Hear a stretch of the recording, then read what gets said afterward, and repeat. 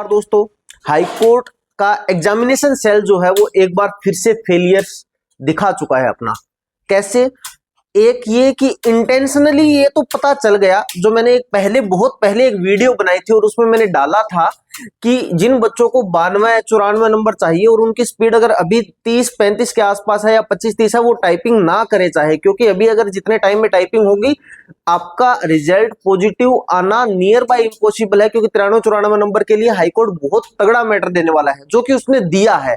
Intention से पहली बात तो ये साफ हो ही गई थी कि हाईकोर्ट नहीं चाहता कि बच्चे ज्यादा से ज्यादा क्वालिफाई करें। उसके दो रीजन है, उसके बाद में हाईकोर्ट के बारे में आगे बातचीत करूं, पूरी वीडियो देखना, और फिर अगर आप इससे समर्थन देते हो इस बात को तो आप कमेंट बॉक्स में बताना कि मैंने ये बात सही बोली है क्या। पहला यह है कि आपके एफिशिएंसी के अंदर 600 सेकंड का काम होता है, 10 मिनट का टेस्ट आता है, उसके अंदर आपने लगभग अगर मैं बात करूं तो 30 फॉर्मेटिंग करवा ली है। आपने एक क्वेश्चन के अंदर 2-2, 3-3 फॉर्मेटिंग एक साथ करवाई है।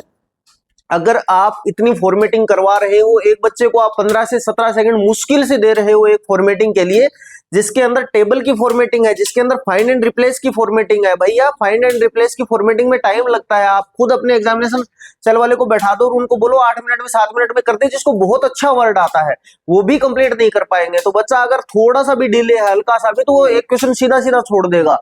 दूसरी बात, चलो मैटर टफ की बात मान भी लेते हैं कि मैटर हम जैसा चाहे वैसा दे सकते हैं, आप तैयारी करते हैं, लेकिन उसके अलावा जो सबसे बड़ा जो जिम्मेदारी बनती है वो ये है कि अगर आपने मैटर तैयार किया है तो कम से कम आपका सिस्टम तो सुचारू रूप से चलना चाहिए। अब कई बच्चों की ये दिक्कत आई है, सुनने में आया है कि उनके फिर दोबारा से वही सिस्टम इश्यूज रहे हैं, किसी के पैराग्राफ शो नहीं हो रहा, किसी की फॉर्मेटिंग लागू नहीं हो रही, किसी का सिस्टम बंद हो रहा है।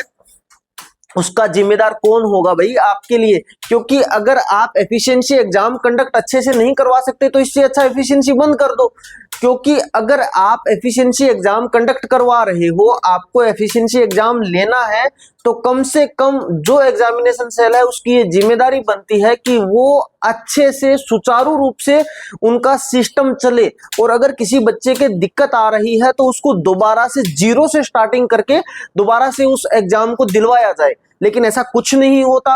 पिछली हाईकोर्ट के अंदर भी डायरेक्ट इस समस्या के कारण मैं कम से कम 3 से 4 स्टूडेंट्स को ऐसे पर्सनली जानता हूं जो बाहर हो गए थे। अधीनस्थ बोर्ड का एग्जाम हुआ था, उसके अंदर बच्चे बाहर हो गए थे। अब दोबारा हाईकोर्ट का हुआ है, किसी न किसी कहीं ना कहीं किसी न किसी सेंटर में बैठकर बच्चों ने बहुत अच्छी तैयारी की, बच्चों ने स्पीड बनाई, बच्चों ने एफिशिएंसी कराई, टीचर ने उन पे मेहनत की, और आज जाके ये हाल हो रखा है कि आपका उनके 2 महीने 4 महीने की मेहनत, उससे पहले उन्होंने एग्जाम के टाइम में 2, 4, 5, 7, 10 महीने की मेहनत की, 2 साल आपसे केस लड़के वो यहाँ पे पहुंचे हैं, और आज ऐसा हाल है कि वो केवल और केवल उन 5 या 10 मिनट में आपका सिस्टम फेलियर हुआ उसके कारण बाहर हो गए या हो जाएंगे। तो भाई इसका जिम्मेदारी कौन लेगा? क्योंकि सिस्टम अच्छा चलना नहीं चलना तो उनके हाथ में नहीं है, वो तो आपका काम है जो एग्जाम कंडक्ट करवा रहे हो। फिर भी ये बार बार ये सेम फेलियर आ रहा है। अभी अगर जो बच्चे ये मान के चल रहे हैं कि हमारा अभी भी कुछ हो जाएगा क्योंकि हमारा सिस्टम फेलियर हुआ, मुझे डाउट है इस बात पे, क्योंकि मैं 3 एग्जाम 4 एग्जाम पिछले देख चुका हूं, और उसमें लगभग यही होता है कि जो बच्चा एक बार बाहर निकल आए साइन वाइन करके ढंग से, उसके बाद में उनके एग्जाम पे बहुत ज्यादा चर्चाएं होना, एग्जामिनेशन सेल तो ये नहीं समझता। दूसरी चीज ये है कि सब बच्चे एक साथ आवाज उठाते ही नहीं उस चीज को लेकर, क्योंकि बात ये आती है कि अब भी किसी स्टूडेंट को ये चीज लग सकती है, लेकिन जब आप एग्जाम हॉल के अंदर होते हो तभी वो चीजें ज्यादा बेहतर आप रिस्पॉन्स कर सकते हो कि भाई हमारा सिस्टम नहीं चला। हर बार होता है, हर बार ये दिक्कतें आती हैं, हर बार कोई न कोई काबिल बच्चा जो एक्चुअल में पास होता वो उस चीज के कारण बाहर हो जाता है। और इनको तो पहले से ही पता था कि हमें कितनी मेरिट रखवानी है, तो इन्होंने मैटर उस तरीके से तैयार किया। आपको भयंकर शानदार हार्ड लेवल का लीगल मैटर दिया गया है। उसके अलावा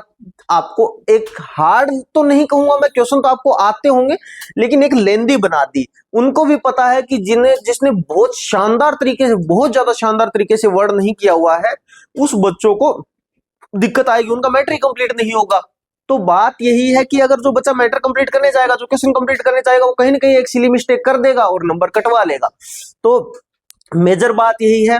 इंटेंशन साफ साफ दिख रहा था बोर्ड का कि बोर्ड को नहीं लेना, अगर आपकी पहले से मेरिट डिसाइड नहीं होती या पहले से ऐसा नहीं होता कि इतनी मेरिट पे ये कुछ बनेगा बच्चों का, जो कि अभी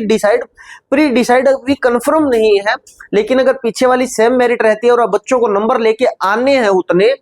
तो फिर बात ये है कि बोर्ड ये चाहता था, क्योंकि अगर मैटर हार्ड आया है तो अगर अपने को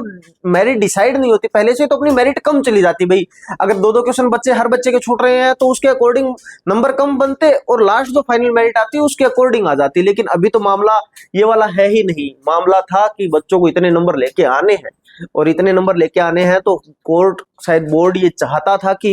इतने नंबर नहीं आने चाहिए, और उन्होंने ये काम कर दिया। मैंने बहुत पहले एक वीडियो बनाई थी, उसके अंदर मैंने स्पष्ट रूप से डाला था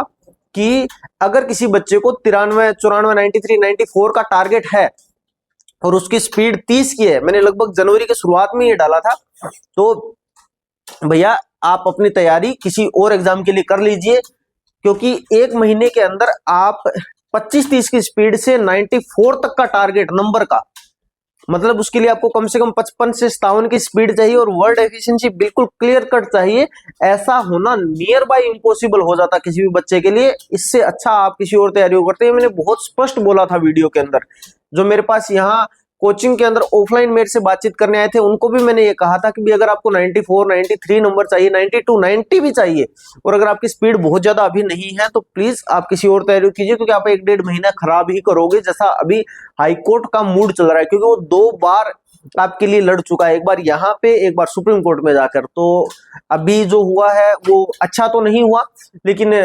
कम से कम बोर्ड को ये ध्यान रखना चाहिए कि आगे अगर कोई वैकेंसी आ रही है तो उसके अंदर वो इस चीज का ध्यान रखे, ताकि बच्चों को ये दिक्कत ना आए, क्योंकि वो 2 महीने 3 महीने तैयारी करते हैं और केवल इस बात के लिए कि आपका सिस्टम नहीं चल रहा, वो बाहर नहीं होनी चाहिए, क्योंकि उसकी जिम्मेदारी उनकी नहीं है, आपकी है जो एग्जाम कंडक्ट करवाते हो। धन्यवाद।